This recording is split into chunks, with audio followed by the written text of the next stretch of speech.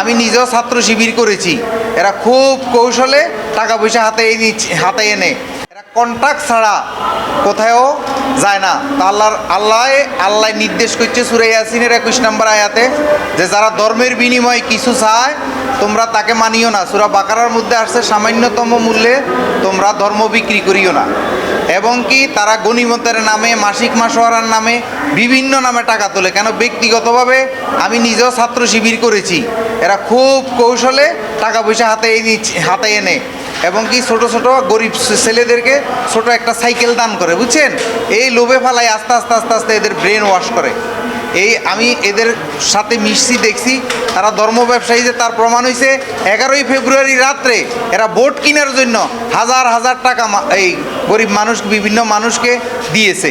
ওখান থেকে প্র্যাকটিক্যাল সাক্ষী। আর দ্বিতীয় কথা হলো, আর আমাদের মাজারপন্থীদের উপরে এরা হামলা করার একমাত্র কারণে হলো আমরা সত্য কথা বলি, কোরআনের সত্য কথাটা উঠেই ধরি, এই জন্য। আর আমাদের মাজারগুলো ওরা ভাঙছে যে আমাদের কাছে ভিডিও ফুটেজ আছে এই ছাত্র শিবিরের লোক এবং কওমির লোকেরা। ধন্যবাদ। আচ্ছা, ছাত্র শিবির করে আপনার কি অভিজ্ঞতা হয়েছে?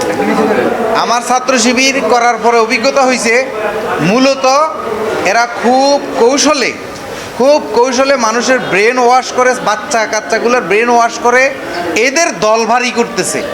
আসলে মূলত এই বাচ্চাগুলোকে সঠিক সুশিক্ষা দিচ্ছে না।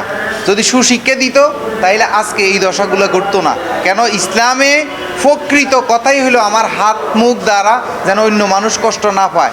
আর আমি সবচেয়ে ছাত্র শিবির করে আমি সবচেয়ে বড় এক্সপিরিয়েন্স হয়েছে, এরা শুধু উগ্রতার বয়ানগুলা করে।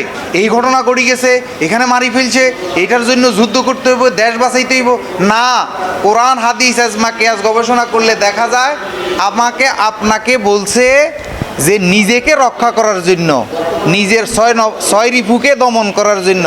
আর ওরা শিখায় শুধু হানাহানি মারামারি আর খুব কৌশলে শুধু ব্রেনের ভিতরে কিছু খারাপ মেসেজ ঢুকায়। মানে এই দেশের মধ্যে এই হয়ে যাচ্ছে, এই হয়ে যাচ্ছে, এই হয়ে যাচ্ছে, এটা গড়ি যাচ্ছে, ওইটা গড়া আলাইতেছে, এটা গড়ি যাইব সামনের দিকে। এই আচ্ছা, তো তাহলে কি জামাত ইসলামী ধর্ম নিয়ে ব্যবসা করছে? 100% ব্যবসা করছে, 100% ধর্ম ব্যবসা করছে।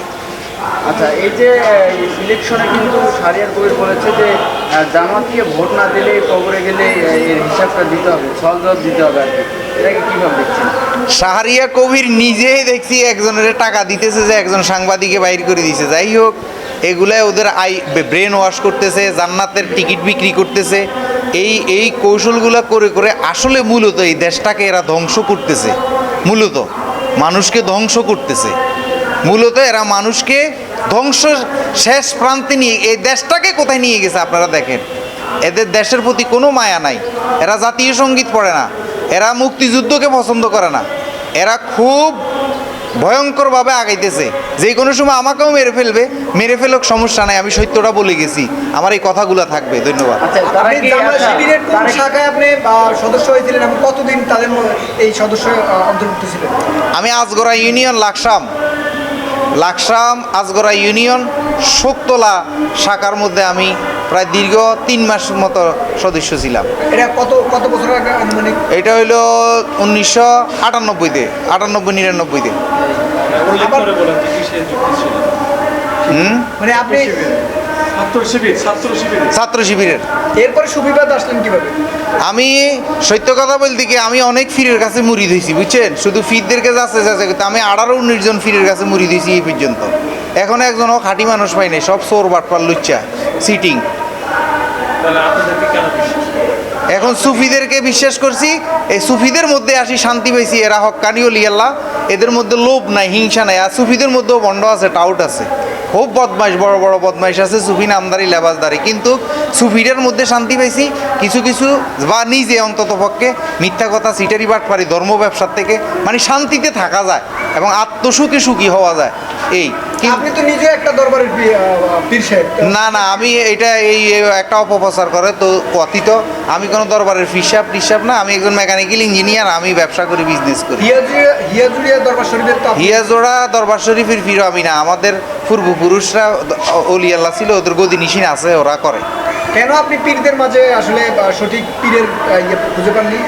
আমি পীরদের মাঝে পাই নাই। ওদের মূলত হইলো এদের এরাও ধর্ম ব্যবসার নাম দিয়ে এরাও খুব কৌশলে এই গরিব গুণা এদের মুড়িদান বেশি হলো মুরুক্ষ লোক, বুঝছেন নি? বড় বড় এই মুরুক্ষ, এদের মুড়িদানগুলো বেশি মুরুক্ষ। এই মুরুক্ষদের আই ওয়াশ ভালো, ব্রেন ওয়াশ ভালো করে করা যায়, এদের থেকে টাকা পয়সা বেশি হাতানো যায়।